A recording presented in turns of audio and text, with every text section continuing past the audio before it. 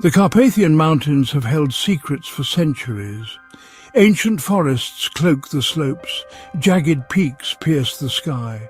Villages cling to the foothills, where whispers of the past mingle with the wind. Stories pass from generation to generation. Tales of strange lights, vanishing travellers, and whispers of something hidden beneath the earth. In the shadow of these ancient peaks, a secret lay dormant, a relic of a bygone era. A Soviet bunker, abandoned and forgotten, its concrete shell entombed in ice and snow. For decades it remained hidden, a silent sentinel guarding its dark history. Then a chance discovery shattered the silence. A faded map, unearthed in a forgotten archive, hinted at its existence. Whispers of the bunker spread among historians and explorers, drawing them to the mountain's embrace. Driven by curiosity and a thirst for the unknown, a lone explorer named Alexei ventured into the frozen wilderness. Armed with old maps, grainy photographs and a handful of declassified Soviet documents, he sought to uncover the truth behind the whispers. His breath plumed white in the frigid air as he navigated the treacherous mountain paths. The wind howled like a banshee, whipping snow into his face. But Alexei pressed on. He had spent months poring over the documents, piecing together the puzzle of Bunker 9. They hinted at something sinister, something classified beyond the veil of the Cold War. Experiments, whispers of strange occurrences, and then silence. The documents abruptly ended, leaving a chilling void in their wake. As Alexei climbed higher, the trees thinned, revealing a desolate landscape of rock and ice. Finally, he stood before the entrance to Bunker 9. A rusted metal door, half buried in snowdrift, stood as a grim sentinel. The air grew heavy as Alexei approached the bunker. A palpable sense of dread settled over him. He could hear the wind whistling through the cracks in the rusted metal door. It sounded like a chorus of tortured souls warning him away.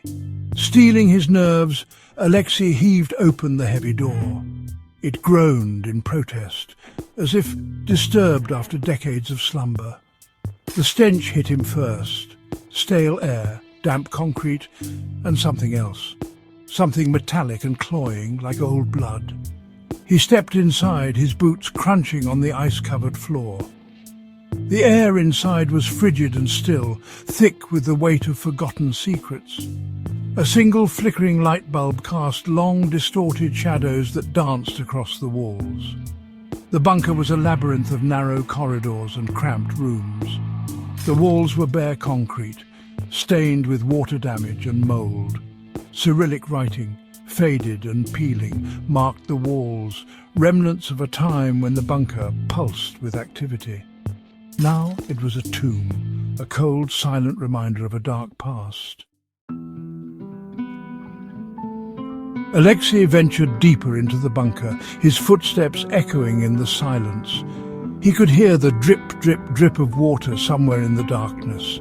It was the only sound that broke the oppressive silence.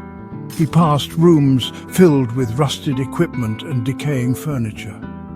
Papers littered the floor, their once important contents now reduced to illegible mush. The air grew colder, more oppressive as he descended further into the heart of the mountain. He began to hear things, whispers at the edge of his hearing, flickering movements in the shadows. His flashlight beam illuminated a steel table bolted to the floor. Straps hung limply from the sides. He could almost see the ghostly outline of a figure strapped to the table, eyes wide with terror. He shook his head, trying to clear the images from his mind. It was the bunker playing tricks on him, he told himself. The isolation, the darkness, it was getting to him. But deep down, a primal fear began to stir within him. He was not alone. Section 5, The Hammer and Sickle. Alexei's flashlight beam caught a glint of metal at the end of a long corridor. As he approached, his heart pounded in his chest. There, on the wall, hung a massive iron emblem, the hammer and sickle of the Soviet Union. It was tarnished and covered in dust, but its symbolism was unmistakable. The emblem seemed to pulse with a faint, sickly green light. It was faint at first, almost imperceptible, but it grew stronger as he watched. As he stared at the emblem, images flooded his mind. Flashes of the bunker's past. He saw men in lab coats, their faces hidden behind surgical masks, working feverishly over patients. He saw screams, heard the clatter of metal trays, smelled the coppery tang of blood. The visions were chaotic, fragmented, but one thing was clear.